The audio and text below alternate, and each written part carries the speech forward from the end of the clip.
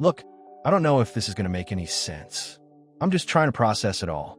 I feel like I'm stuck in one of those bad movie plots, the kind where the main character is just so blind, you know? The kind where you're screaming at the screen, "Don't trust her. Don't do it."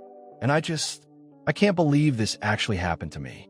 The two people I trusted most in the world, they broke me. And I keep replaying it all in my head, looking for a sign, any little clue I missed, and there were so many. I'm just an idiot. This all started with my best friend, Sarah. We've been inseparable since we were kids. Like, through every stupid haircut, every terrible first date, every late-night breakdown over a text message, she was my person. She was the one who would show up at my apartment at 2 a.m. with a tub of ice cream and a bottle of wine because some guy had ghosted me. My ride or die. My sister. So when I met Mark, I was excited for him to meet her. Mark was different from all the other guys I dated. He was kind, he was stable, he had his life together. And most importantly, he got me. He wasn't intimidated by my career, and he actually listened to me when I talked about my dreams. This wasn't some casual fling. This was the real thing. I was sure of it. But from the very beginning, there was this weird tension between him and Sarah. Mark would always tell me she was a bad influence, that she was too much of a wild card. And I always defended her. "That's just Sarah," I'd say. "She's just fun." And I genuinely believed it. She was fun, wasn't she? She was the one who encouraged me to go out and meet new people when I was single. The one who told me not to settle. Mark just couldn't see that. He kept saying she was reckless, that she'd lead me down the wrong path. I just thought he was jealous. Like, maybe he wanted to be the only one in my life, you know? And I told him that. I was like, "Mark, you're my boyfriend, but Sarah is my best friend.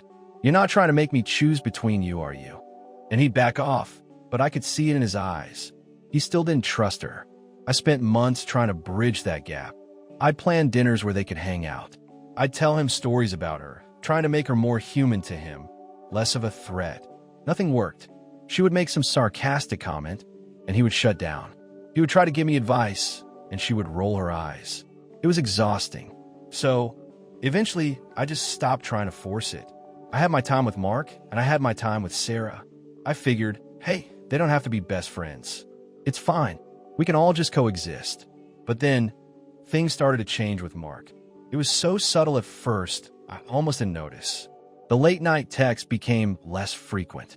He stopped holding my hand when we walked down the street. And intimacy, that just stopped. He'd always have some excuse. He was tired from work. He had a headache.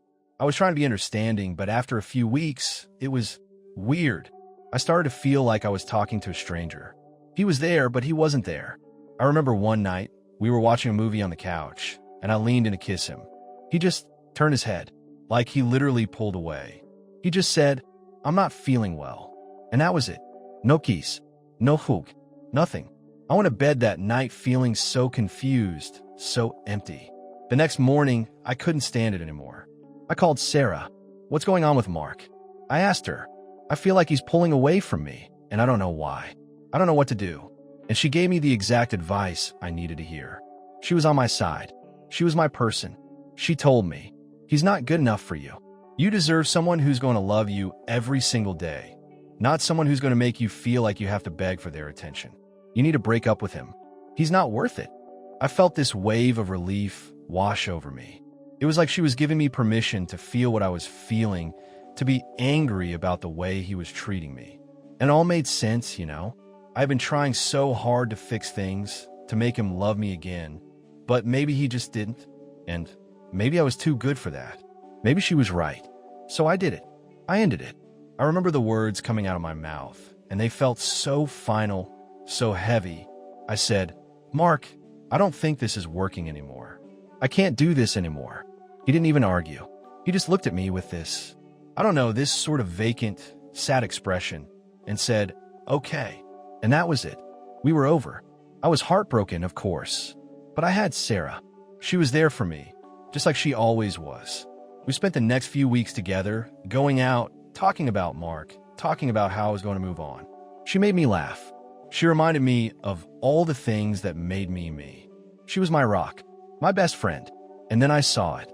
I was scrolling through Instagram one afternoon, just mindlessly looking at pictures of people I hadn't talked to in years. And then I saw it. A photo. Mark. And in the photo, he's laughing, and he's holding hands with someone, and it was Sarah. I thought it was a joke. I thought it was a prank. I stared at the photo for what felt like forever, my heart pounding in my chest. I couldn't breathe. I kept zooming in and out, trying to convince myself it was someone else, some girl who looked like her. But it wasn't. It was her. It was Sarah. And the caption was what broke me. It said, "Finally free. So glad I could share this beautiful new chapter with you." I felt this cold dread wash over me. I clicked on her profile, and there was a bunch of photos of them together, all from the last month. And I froze. I felt this crushing weight. The world just stopped. Because in that moment, I realized it wasn't just a coincidence. It wasn't just some new relationship. It was a lie. My entire life was a lie. All of those late-night talks, all of that advice, it was all just a setup. My best friend, she didn't want me to be happy. She wanted me to be alone. She wanted him, and she got him. And I was just a pawn in her game. I was a fool, and I had no idea, not even a single clue. I was losing my mind until it was too late. Like, I thought I was the one being difficult, or maybe it was just imagining that Mark was pulling away from me. I was blaming myself, and all along, it was her. It was Sarah, the one person who was supposed to have my back, the one person who was supposed to be in my corner. She was actively sabotaging my relationship from the inside. I felt this rage build up inside of me, so hot it felt like I was going to burst. My hands were shaking. I wanted to scream, to throw my phone across the room, to call her and curse her out. But I didn't. I just sat there. I went back to the picture. Mark was holding her hand. Sarah had this huge smile on her face, the same smile she had when she used to laugh at my jokes. And in that moment, she looked so happy, like she just won the lottery. I scrolled through the comments, looking for some clue, some sign that this was a joke, a misunderstanding. But all I saw were comments like, "You guys are so cute together," and "OMG, I knew it." Knew what? Knew that she was going to stab me in the back. Knew that my best friend was going to betray me in the worst way possible. I felt like my whole life was a lie. I went back through my text messages with Sarah, the ones from the last few months. The ones where she was giving me advice.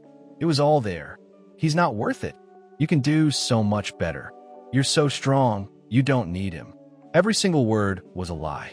Every single word was a deliberate, calculated step to push me toward breaking up with him. And she was so good at it. So convincing. She knew exactly what to say to make me feel powerful, to make me feel like I was making the right decision. I thought about the last few weeks, the way she had been so supportive, so there for me. I remember one night, we were at her place, and I was crying about Mark, about how much it hurt to break up with him. She held me.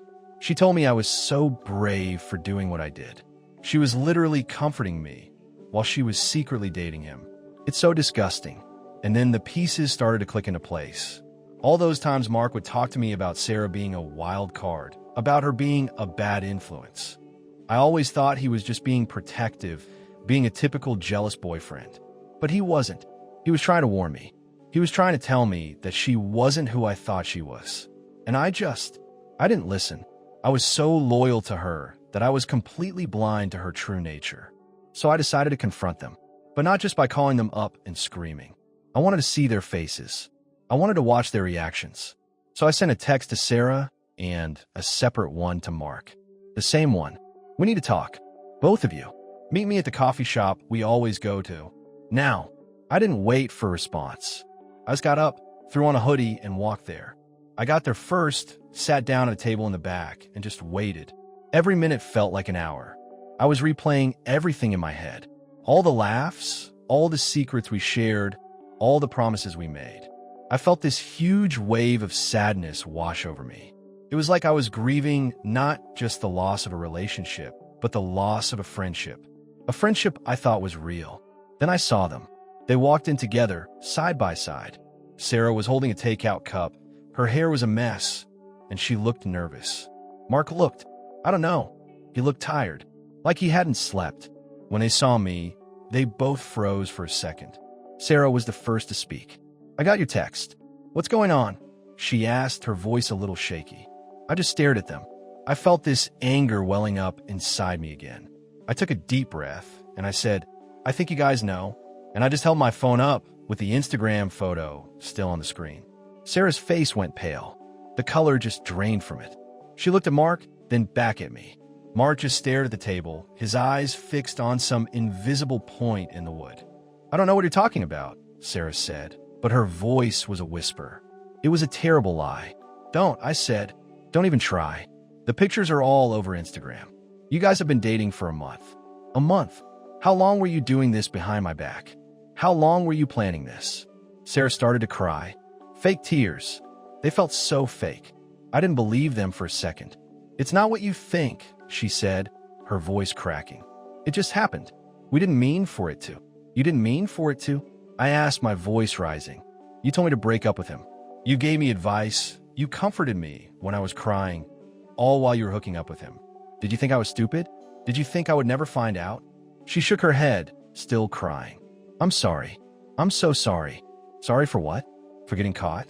Or for what you did? Mark finally looked up. He looked at me, and his eyes were filled with this.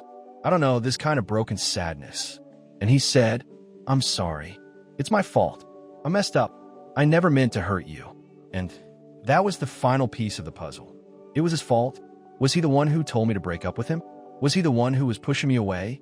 I looked from one of them to the other, and I couldn't understand it. I couldn't understand how my two favorite people in the world could look at me and lie to my face like that. I felt this wave of nausea, like a physical sickness. I just wanted to leave. I wanted to run away and never see either of them again. This was a nightmare. This was a horror movie, and I was the main character, the one who was too stupid to see the signs. The one who was too naive to see the knife being held behind their back. And now I was completely alone.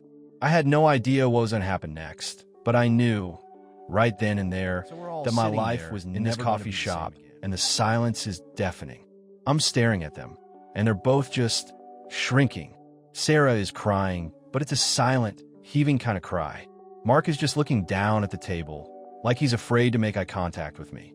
And I just felt this cold clarity. This wasn't about an impulsive mistake. This was a plan. I looked at Sarah and said, I want to know everything, from the beginning. And if you lie to me again, I'm just going to walk out and you'll never see or hear from me again. Ever. Sarah looked up at me, her face blotchy and red. It started when you and Mark first got together. I was happy for you at first, but then he started spending so much time with you. We barely hung out anymore. And I guess I just got jealous. I felt my jaw clench. Jealous? So you decided to ruin my life because you were jealous? She shook her head. No, it's not like that. I wanted things to go back to the way they were, when it was just us. So I tried to find something wrong with him. Something I could tell you that would make you end it. This was a new level of twisted. I looked at Mark. And you? You went along with this? Mark finally spoke, his voice quiet. She told me she was your friend. She'd talk to me on the side, and she'd say things like, you know, she's not ready for anything serious, right? Or she's just using you to make her ex jealous. And I just got confused. I felt my blood run cold. They were both playing games, but they were playing me. I looked at Sarah. So you were telling Mark I was using him, and you were telling me he was a bad guy? She just nodded, still crying. I didn't want to lose you. You didn't want to lose me. I repeated, the words tasting like ash. So you decided to steal my boyfriend? The guy you told me to break up with? The guy you told me was a bad person? You wanted him all for yourself? What, was this some kind of sick game to you? She didn't answer. Mark looked at her, then back at me. She said if I wanted to be with her, I had to break up with you. That you were holding me back. And that's when the real betrayal hit me. It wasn't just Sarah being jealous. It was a conscious, deliberate act of manipulation. She didn't just want me to break up with him. She wanted me to break up with him so she could have him. It was a two-person plot, and I was the unsuspecting target. I felt this huge wave of disappointment and sadness wash over me. This wasn't just a best friend's betrayal. This was a calculated, cold-hearted plan. And the worst part? It worked. It all worked. They were together. I was alone. I looked at Mark, and I saw a man who was easily manipulated, a man who didn't respect me enough to just be honest. And I looked at Sarah, and I saw a stranger. Someone who I thought I knew better than anyone. Someone who I would have trusted with my life. And she was sitting there, crying, but I knew those tears weren't for me. They were for her. Because she got caught. She got what she wanted, but she lost me in the process. I finally stood up. I couldn't sit there another second. I felt sick to my stomach. I don't want to hear anything else, I said, my voice shaking. I don't even know who you are anymore. Either of you. I just walked out. I left them there, sitting at that table, probably to have their own little pity party. And as I walked away, I felt this strange sense of freedom. The truth was out. The lie was exposed. And even though I was heartbroken, even though my best friend had just shattered my world, I knew, right then and there, that I was going to be okay. Because I didn't need people like them in my life. And this was the beginning of my new life. A life without them.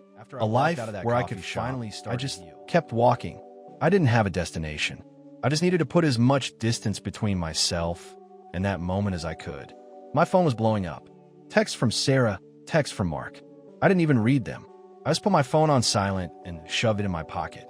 I felt this incredible sense of weightlessness, like I was floating. The shock had worn off, and now all that was left was this strange, cold emptiness. I walked for hours just processing. I went over every single moment, every conversation, every look. And it all made sense now. The lies, the excuses, the distant behavior. It was all a performance, a cruel play, and I was the unsuspecting audience. The person I thought I was, the life I thought I had, it was all gone. I ended up at a park, sitting on a bench, and I started to cry. But it wasn't a sad cry. It was a release. I cried for the friendship I lost. I cried for the relationship that wasn't what I thought it was. And I cried for the naive version of myself that was so blind. I just sat there for what felt like an eternity, and I let it all out. The next day, I woke up feeling different. Not happy, not healed, but stronger. I went through my phone, and I blocked them both. On every single platform. I didn't want to see their names, their faces, or their lies ever again. I didn't need their excuses, their apologies, or their explanations. I had the truth, and that was all I needed. I spent the next few months completely on my own. I got a new gym membership. I started a new hobby, painting.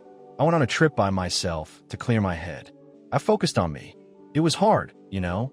There were so many moments where I would think about calling Sarah, just to talk, just to vent, and then I would remember what she did, and the urge would pass. She wasn't my person anymore. One day, about 3 months after everything went down, I was at the grocery store and I saw Mark. We were in the same aisle, both reaching for the same box of cereal. He froze when he saw me. "Hey," he said, his voice barely a whisper.